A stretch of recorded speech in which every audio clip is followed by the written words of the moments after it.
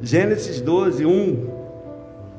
Ora, disse o Senhor a Abrão: sai da tua terra, da tua parentela e da casa do teu pai, para a terra que eu te mostrarei. E farei de ti uma grande nação, abençoar-te-ei, engrandecerei o teu nome e tu serás uma bênção. Coisa linda isso aqui, gente. Isso aqui é muito simples, mas é muito belo. Pode tomar um assento, por favor. Obrigado, gente, por ter ficado aí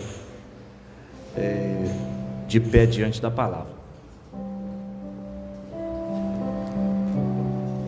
Nós estamos aqui diante de um texto que fala sobre a chamada de Abraão.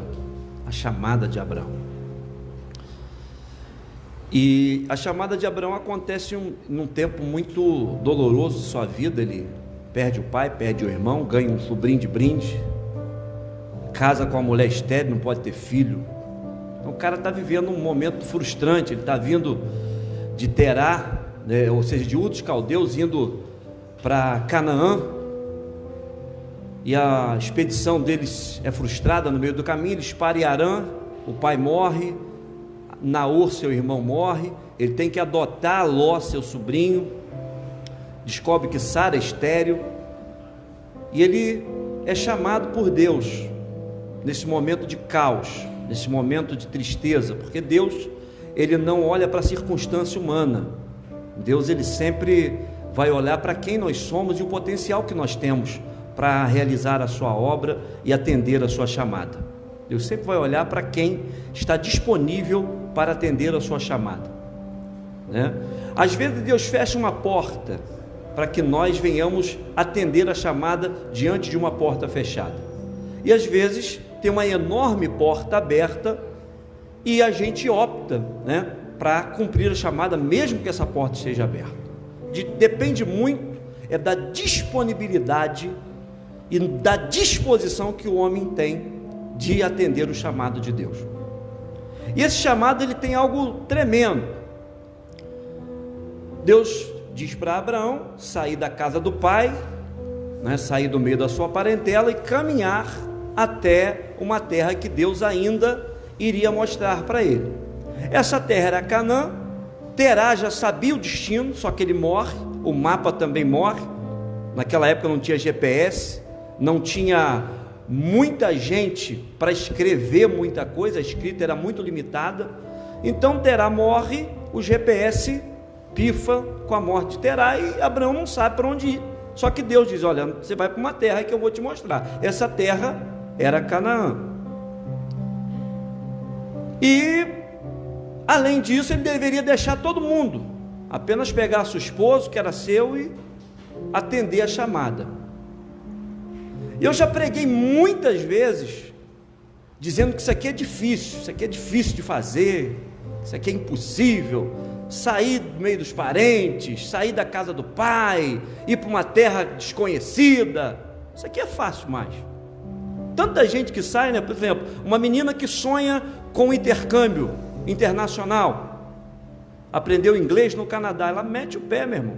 Você tem 20 mil reais aí para bancar a passagem, a hospedagem da tua filha lá, ou você mesmo tem, você rapa fora, você não vai ficar aí agarrado no Brasil, no meio dessa crise, você vai lá, isso é fácil, você vai sofrer um pouco, mas hoje, né, com toda a tecnologia, você faz uma videoconferência com a família todo dia, dá tudo certo.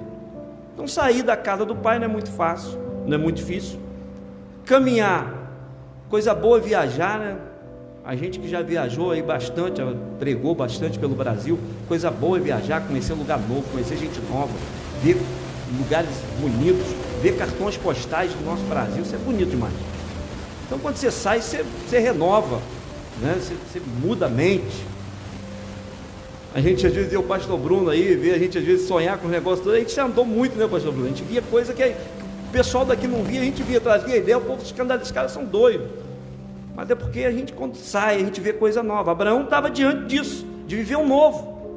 Ele tinha que sair. Então não era difícil. Agora, dependia dele, não de Deus, isso aqui. Sair de lá, caminhar, dependia de Deus. Só que tinha o versículo de número 2, vai narrar algo que depende de Deus, não de Abraão. Sair da casa do pai, caminhar para uma terra distante, onde ele não conhecia, isso não era muito difícil, porém, dependia dele.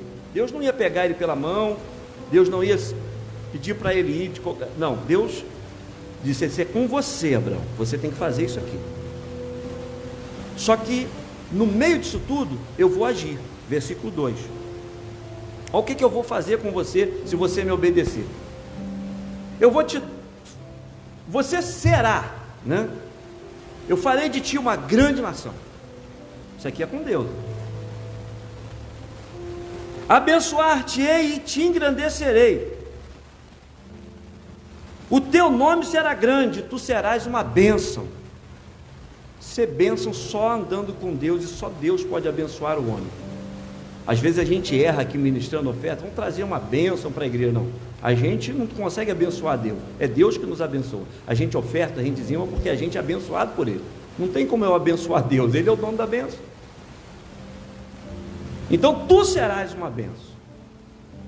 Então aqui a gente vai entender o que é para a gente fazer, a gente tem que fazer, por mais difícil que seja ou por mais fácil que seja. Porque tem gente que não gosta de fazer coisa difícil, mas tem gente que nem as coisas fáceis ele faz. O negócio está moleza, mas o cara não quer fazer. Tem gente, você já imaginou, nesse tempo aí, praticamente aí 50% da população respeitou a quarentena e tal. Tem gente que ficou em casa o tempo todo, não aprendeu nada. O tempo passou 6, 7 meses e o cara está na mesma. Não mudou, não melhorou, não ganhou dinheiro, não correu atrás, paralisou no tempo. Só rolou tela de celular para lá e para cá.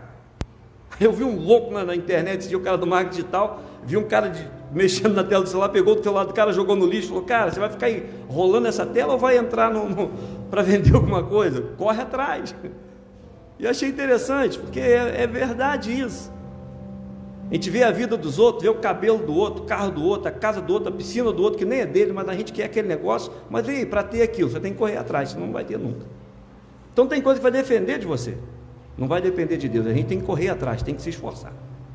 Agora tem coisas que só Deus faz, e o que só Deus faz é Ele que vai fazer, é só a gente obedecer para Ele fazer. Abraão topa, obedece a chamada, porque a pior dificuldade às vezes é a gente obedecer a chamada, a gente obedecer e cumprir a chamada.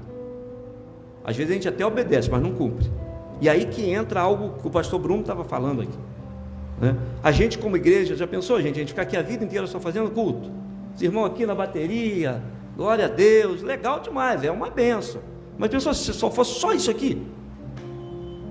Só isso aqui, pastor Vinícius, pastor Bruno, pastor Adani pregando, um obreiro e tal, só isso aqui?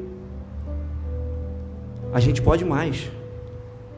Isso aqui é a chamada, mas existe o cumprimento dela, que é muito mais que dar dízimo, muito mais que dar oferta, muito mais que vir no culto, muito mais que dar um conselho, fazer uma oração, muito mais que isso, é muito maior. Abraão cumpre, e tem uma condicional: se você cumprir, eu te farei grande, te farei uma grande nação, te farei rico, engrandecerei o teu nome e tu serás uma bênção. Aí Deus começa, a partir do passo de Abraão, a partir que Abraão começa a caminhar, Deus começa a preparar a promessa que Ele fez para Abraão, porque antes da promessa, Deus está esperando um passo da gente. Antes dele cumprir algo em nós, a gente precisa se posicionar, entender os processos, porque nem sempre uma promessa vai se cumprir em um tempo de paz, em um tempo de bonança. Tem promessa que se cumpre na crise, tem promessa que se cumpre com um erro que a gente comete. Tem gente que busca o acerto e não chega nunca a lugar nenhum. Tem um cara que de repente erra e de repente ele se acha no meio do erro. Eu já vi um monte de gente que de repente errou e se encontrou no meio do erro. Mas você tem que se movimentar. Então ele começa a se movimentar e Deus começa a movimentar o céu. Aí sabe o que acontece? Nessa caminhada ele chega às margens de Canaã, por Betel e Ai, Aí Deus permite uma fome. Deus tinha falado com ele que ele seria rico, que ele teria dinheiro. Mas como é que um cara quebrado, que sai de um lugar frustrado, carregando um filho que não é dele nos braços, com a frustração da morte do pai e do irmão, um monte de problema, no meio do caminho, nem em casa ele estava, como é que esse cara agora vai ficar rico, gente? Você já se imaginou? Às vezes você está numa prova danada e alguém diz para você, você vai ficar rico. Você vai falar, como? Você não tem uma faculdade de grande coisa, você não tem uma herança para receber, que de repente você está pobre, mas de repente morre um tio rico, solteiro, aí te abençoa, você fica rico. Mas você olha o seu currículo, você não tem um diploma na parede, e às vezes até tem, mas o diploma que tem é irrelevante, não dá um dinheiro legal. Você não tem uma herança para receber, você não tem um pai rico, você não tem dinheiro guardado, você não guardou dólar na época que estava embaixo, para a hora que tiver alto você ter dinheiro. Aí você diz, como? Mas Deus tem seus meios. O que acontece na terra? Há uma fome, e a fome leva Abrão para o Egito. E Abraão, chegando no Egito, Abraão enriquece no Egito. Deus permite os aproximadamente 10 anos que Abraão fica no Egito, ele enriquecer. Então uma grande crise na terra de Abraão fez com que ele saísse dali e fosse para o Egito. E a sua ida ao Egito foi o primeiro passo de Deus depois do primeiro passo de Abrão, a riqueza dele. Ele volta de lá com dinheiro, porque Deus havia feito uma promessa no versículo de número 2: eu vou te fazer grande. E Abraão vai no Egito numa época de crise e se torna grande lá.